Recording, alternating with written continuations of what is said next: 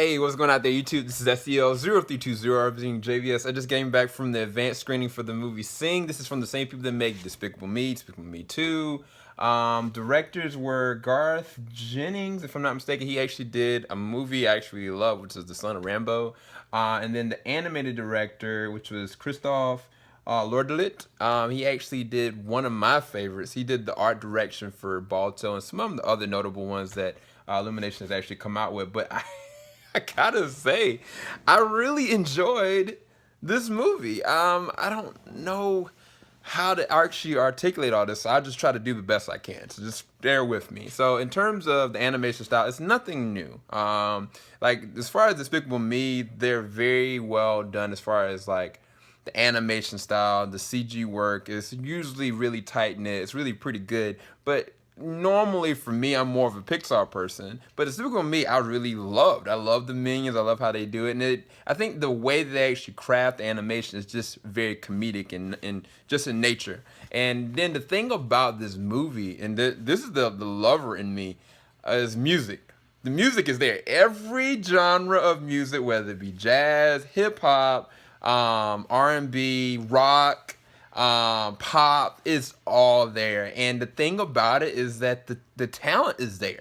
That's the thing. Like they've got people that are great actors, but in addition to that are great singers. You would never guess that, the main character is his name is Buster Moon, but he's being played by Matthew McConaughey, right? Buster really isn't a person that's actually singing, but everybody else does sing. So you got Taron Egerton, who actually was in the last movie that was the Secret Service. What was the name of that movie? Oh my gosh, I always forget that movie. But before that, he played 80 the Eagle. And he's done some other notable things, but he's actually a really good actor. But he plays the character of Johnny, and Johnny was the gorilla, and actually he can sing flat out. Like they actually claimed him as being a natural born singer, and he actually did a great job. I never would have guessed that. Scarlett Johansson plays like this random like porcupine by the name, what's her character's name? Ash.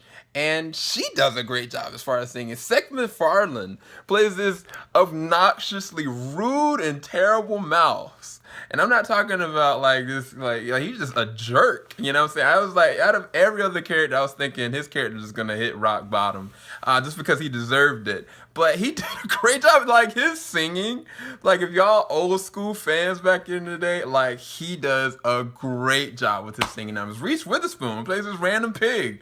You know what I'm saying? It's got this amazing little family, and she's just trying to tap into her roots. Does a great job. But the one that steals the show, of course.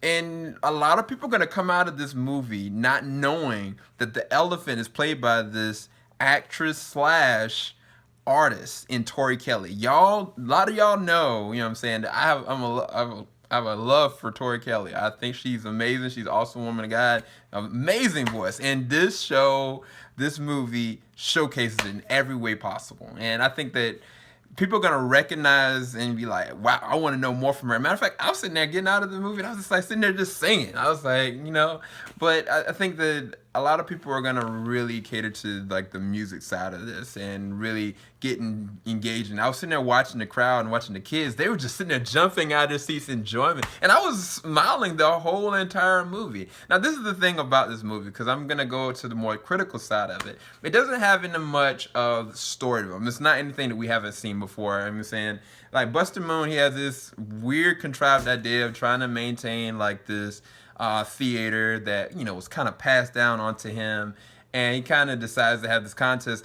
To me, the whole essence behind trying to do the contest, I didn't know where that was really going, and I didn't think it was gonna really succeed in the way that he was trying to do anyway. So it's kind of like that, kind of the whole premise of him doing what he didn't make sense other than to get everybody together. So it's kind of like more of a plot device in terms of the writing and the story part of it. Now, when everybody started coming together and you started to find out the details within each one of the characters, like the porcupine, she's part of rock band, you know what I'm saying? And then things start to dwindle the more she pushes to this. Same thing with Johnny, which is Taron Egerton, like with his dad and with his family kind of being in a life of crime and he not wanting to do that. I think that those parts in it, they were very well done. It's just, I think Matthew McConaughey's character and the reason why he was doing it, it was kind of just like, where is this really going, kind of thing. And by the end of it, they clean up house very well. Like, matter of fact, Matthew McConaughey's character becomes very compelling, whereas in the first half of the movie and the second half, I was kind of like, yeah, is he really helping these people or is he really helping himself, And I think it all goes full circle on the third act. The third act is going to bring and melt people's hearts in a lot of different ways. And I mean, you're going to, even in the sad moments, you're going to be laughing. You know what I'm saying? I think that's the more interesting part. I think John C.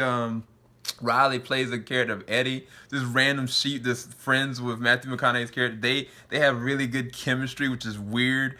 But the thing about this movie is I always go back and compare it to Cats Don't Dance. The thing about Cats Don't Dance is that movie was dope. That movie was before its time, and if Cats Don't Dance was never made, I don't know if this movie could have had its streaks like it does. Because Cats Don't Dance, not only was it the same kind of makeup and premise, but it was really, in my opinion, taking like minorities or women or like in earlier times in trying to make it in the movies and the entertainment business, that was not something that was allowed. And with Cats Don't Dance, it was like that medium was like, okay, this is something that's an elevation of the standard, how things used to be to how they are now. And it paid homage to that. And it dealt with it with the racial stuff and everything. And it was a lot of deep undertones with it. And there was a lot of heartfelt things that happened, as well as the manipulation of the system, This one really didn't go there. I mean, there wasn't necessarily any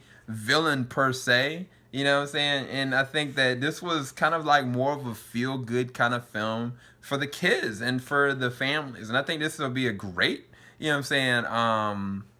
family Christmas movie. Even though it's not Christmas themed in any capacity, I think it is a good thing to bring everybody together and laugh and enjoy it. But for me personally, like Cats Don't Dance will always be at a certain kind of level just because they touched on that, but nobody will ever give Cats Don't Dance that kind of recognition, which is really sad because a lot of people don't know. I'd highly recommend you check it out.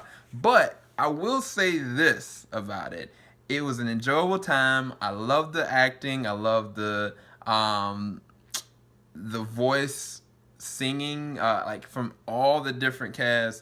And I think that Tori Kelly stole the show. And I'll give this movie an 8 out of 10. I actually really would check it out again. I'm going to actually take my fiance to look at it again. We're going to probably look at Fences and that. I've yet to do my review for Fences because, again, I told y'all I haven't looked at the very end of it. When I see the end, then I'll go back into that. But hopefully you enjoyed that review. Go check out Sing. It's coming out on Wednesday the 21st, as well as something else coming out on the 21st. Oh, the Assassin's Creed movie, which I heard was not that good, unfortunately, but I haven't seen that yet. So I'm going to wait and reserve that for the promise later on. But definitely, I can say I really did enjoy Sing. Hopefully, y'all go and check it out. Keep it locked. JVS, we ain't going to stop. Y'all have a blessed one. Have a happy and a Merry Christmas.